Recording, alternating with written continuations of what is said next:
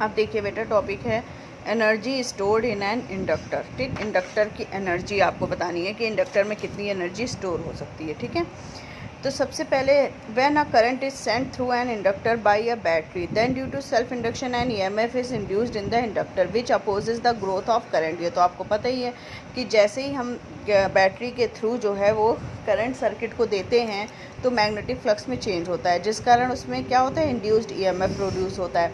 Induced EMF produce होता है तो उसको अपोज करने के लिए, है ना, करंट को, मेन करंट को अपोज करने के लिए इंड्यूस करंट भी प्रोड्यूस होती है। ठीक है, जिसको हम क्या बोलते हैं, self induction. Hence for the current to reach it steady value work is done against the induced EMF. ठीक है, और जब करंट हमारी स्टडी वैल्यू तक पहुंचती है तो वर्क डन होता है। ठीक, नेसेसरी एनर्जी इज सप्लाइड, वही वर्क डन पोटेंशियल एनर्जी के फॉर्म में स्टोर होता है, जिसको हम क्या बोलते हैं, energy stored in an inductor. ठीक, we know that E equal to minus L D I by D T, ये तो हम जानते ही हैं सेल्फ इंडक्टेंस के थ्रू, है ना।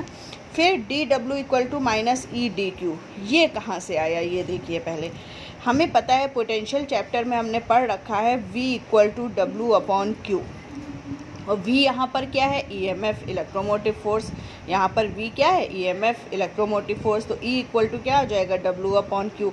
तो W बराबर ई क्यू हम लिख सकते हैं। तो वही चीज़ है, छोटे एक चार्ज के लिए, छोटे से चार्ज के लिए हम लिख रहे हैं, तो डी डब्ल्यू बराबर minus E D Q. Minus क्यों है, क्योंकि हमें जो वर्क डन होगा वो किसके अगेंस्ट होगा, ठीक है, इंड्यूस्ड ईएमएफ के अगेंस्ट होगा। इंड्यूस्ड ईएमएफ का काम होता है अपोज करना, लेकिन ये उसके अगेंस्ट काम होगा, D W equal to minus E D Q. Okay, फिर उसके बाद D W equal to L D I by D T, D Q हो जाएगा। ई की जगह पर ये वैल्यू जब हम रखेंगे तो माइनस माइनस प्लस, ओके, तो L D I by D T D Q हो गया। तो D W equal to L I D I आ जाएगा। D Q by D T की जगह हम आई लिख सकते हैं, रेट ऑफ करंट, क्या होता है, फ्लो ऑफ चार्ज, है ना, rate of flow of charge equal to current.